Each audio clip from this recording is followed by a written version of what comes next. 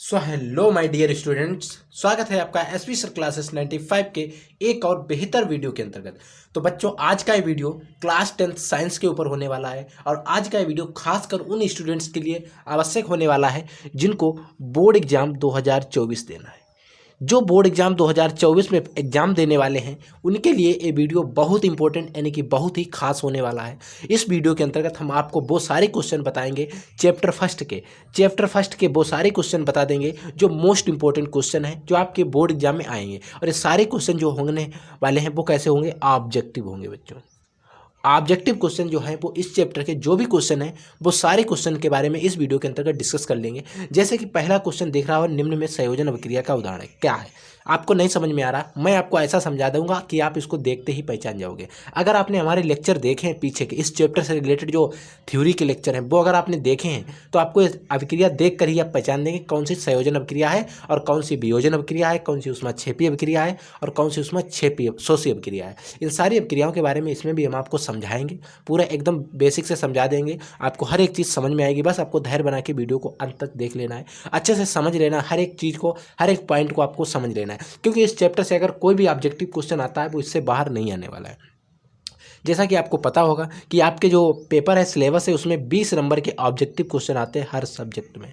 वो चाहे फिर साइंस की बात करें या सोशल साइंस की बात करें या हिंदी की बात करें या फिर हम इंग्लिश की बात करें या फिर मैथ की बात करें, सारे क्वेश्चन, और चाहे फिर वो आर्ट, देखिए इसमें सारे क्वेश्चन जो भी हैं उनमें सभी में हमारे 20 नंबर के ऑब्जेक्टिव क्वेश्चन जरूर आते हैं।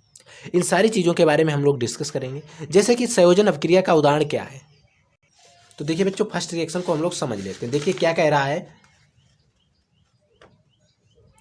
देखिए रिएक्शन कह रहा है निम्न में संयोजन अभिक्रिया। संयोजन अभिक्रिया की हमने आपको परिभाषा क्या बताई थी, संयोजन अभिक्रिया।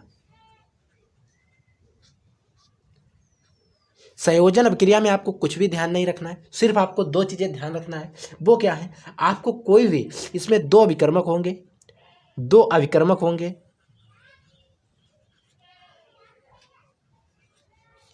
जो संयुक्त होकर एक उत्पाद बनाएंगे, यानी कि संयोजन करते हैं, उत्पाद बनाते हैं, एक उत्पाद बनाते हैं।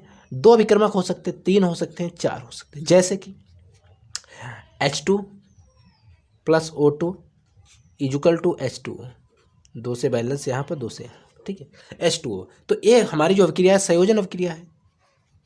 कौन सी बच्चों, संयोजन अभिक्रिया। अगर हम इस पर क्या करें, इसी को उल्टा कर दें, जैसे 2H2O equal to 2H2 plus O2, ये हमारी क्या हो गई, वियोजन अभिक्रिया हो गई।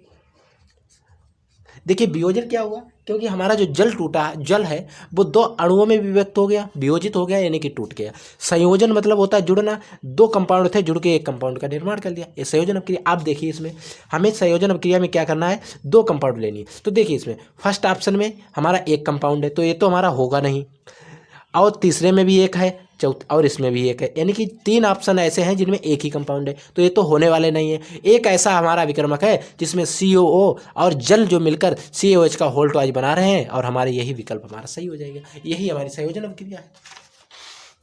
ठीक है, समझ में आ गया। नेक्स्ट हमारी है ऊष्माशोषी अभिक्रिया। बच्चों ऊष्माशोषी अभिक्रिया में क्या होता है, देखिए जो ऊष्माशोषी अभिक्रिया होती है इसमें ऊष्मा का यूज किया जाता है। क्या किया जाता है, ऊष्मा का यूज किया जाता है। जैसे मान लीजिए हमें H2 हाँ एक रिएक्शन, देखिए एक रिएक्शन होती है ये वाली रिएक्शन, इसमें देखिए सही विकल्प हमारा ए वाला हो जाएगा, फर्स्ट वाला N2 plus O2 equal to 2NO। अब कैसे होगा ये चीज़ समझ लीजिए। जैसे इसमें होता है कि इसमें कम दिया है, ठीक है, N2 प्लस O2, इतना ही आपकी बुक में भी आएगा, पेपर में भी इतना ही आएगा जितना यहाँ पर लिखा है, और इसमें बना रहा है 2NO। इसमें बच्चों क्या होता है, यहाँ पर यह हो सकता है आपको माइनस में लिखा हुआ मिले, यहाँ पर क्या करते हैं हम 45 किलो कैलोरी ऊर्जा मुक्त होती है, लगाते हैं 45 किलो कैलोरी ऊर्जा की आवश्यकता पड़ती है। कितनी बच्चों, 45 किलो कैलोरी। आप चाहे तो यहाँ पर इसको माइनस में कर सकते हैं, या कर सकते हैं N2 plus O2 plus 45 kilo calorie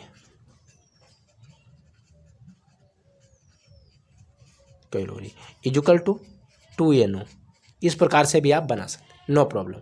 ठीक है, तो हमारा कौन सा विकल्प सही हो जाएगा बच्चों, पहला वाला सही हो जाएगा। ये जो अभिक्रिया, ये बच्चों आपको कुछ अभिक्रियाएं जो है वो याद करनी पड़ेंगी। जैसे CO प्लस O2 CO2 आसानी से बन जाता है, H plus H2 plus I2 HI बन जाता है, S प्लस O2 SO2 आसानी से बन जाते हैं।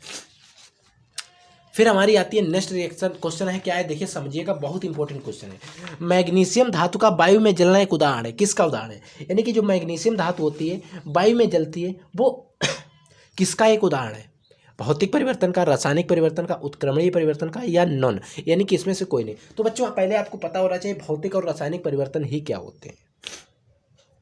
देखिए भौतिक परिवर्तन और रासायनिक परिवर्तन, देखिए भौतिक परिवर्तन वे होते हैं जिनको हम एक अवस्था से दूसरी अवस्था में और दूसरी अवस्था से फिर पुनः अवस्था, जैसे समझिए हम क्या करते हैं, बर्फ से पानी बना सकते हैं, बर्फ को हम पिघला के पानी बना सकते हैं, और पानी को हम जमा के बर्फ बना सकते हैं। ये हमारे क्या है, भौतिक, यानी कि अवस्था परिवर्तन हो रहा है, यानी कि हम ठोस से द्रव कर रहे हैं, द्रव से ठोस कर रहे हैं एक तरीके से, ठीक है। तो भौतिक परिवर्तन वे परिवर्तन होते हैं जिसमें एक अवस्था का परिवर्तन दूसरी अवस्था में आसानी से किया जा सकता है और दूसरी अवस्था का परिवर्तन उसकी पुरानी अवस्था में किया जा सकता है। लेकिन रासायनिक परिवर्तन में क्या होता है, जैसे आप मान लीजिए आपने क्या किया, एक कागज़ लिया, आपने एक कागज़ को लिया और उसको जला दिया, आपने कागज़ को जला दिया, अब राख बन गई, क्या आप उसको दोबारा कागज़ बना सकते हैं? नहीं बना सकते। तो कैसा विकर्ण हो गया? तो ये कौन सा परिवर्तन हो जाएगा? रासायनिक परिवर्तन, यानी कि जिसको हम दोबारा ना चेंज कर सकें, तो वो कैसा हो जाएगा? रासायनिक परिवर्तन। तो यहाँ पर क्या होता है, जो मैग्नीशियम धातु होती है इसको जब हम वायु में जलाते हैं, ठीक है, जब हम मैग्नीशियम जो धातु होती है इसको जब हम वायु में जलाते हैं, मैग्नीशियम का मतलब होता है बच्चों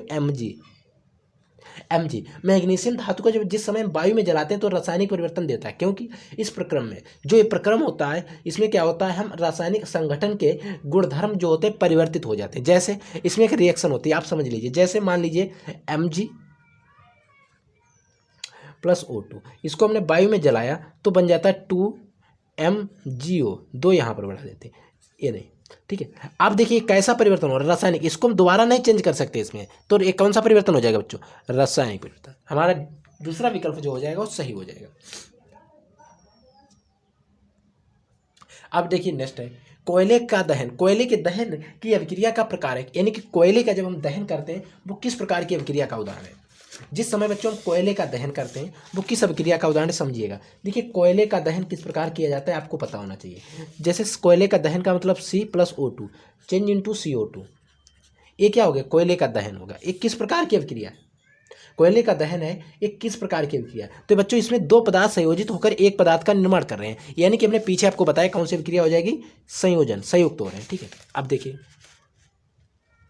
इसमें हमसे कह रहा है एक अभिक्रिया है C plus 2S equal to बन रहा है CS2 माइनस 20,000 कैलोरी ऊर्जा निकल रही है, ठीक है। अब इतनी ऊर्जा निकल रही है, या जब निकल रही है इधर माइनस में करें या फिर इधर हम प्लस में जोड़ के इतना कर दें, तो कौन सी अभिक्रिया होती है, कैसी अभिक्रिया है बच्चों?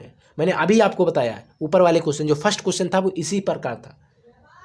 तो कैसा हो जाएगा बच्चों, ऊष्मा शोषी अभिक्रिया, यानी कि ऊष्मा का शोषण हो रहा है, और छेपी में क्या होगा, ऊष्मा मुक्त होगी, ठीक है। तो इस जो हमारे टॉप 5 क्वेश्चन थे आपके अगर एग्जाम में इस चैप्टर से जो भी क्वेश्चन आएंगे इन्हीं से आ जाएंगे। बहुत सारे क्वेश्चन दिए घुमा फिरा के इन्हीं अभिक्रियाओं के ऊपर दिए हैं, तो वो ज़्यादा पढ़ाने से बेहतर है आपको मैंने सारे कुछ कॉन्सेप्ट क्लियर करा दे। अब जो भी अभिक्रियाएं होंगी वो आप बना लेंगे, ठीक है। तो आई होप ये वीडियो आपको पसंद आया होगा। अगर आपको वीडियो पसंद आए तो वीडियो को लाइक कर देना, चैनल पर नए चैनल को सब्सक्राइब जरूर कर लेना, बेल के आइकन पर ऑल क्लिक कर लेना, ताकि मैं जो भी वीडियो उसका नोटिफिकेशन सबसे पहले आपके पास पहुंचे और आपकी तैयारी जो है बेहतर ढंग से समय समय पर हो सके, ठीक है। तो जय हिंद, वंदे मातरम, पढ़ते रहिए, आगे बढ़ते रहिए।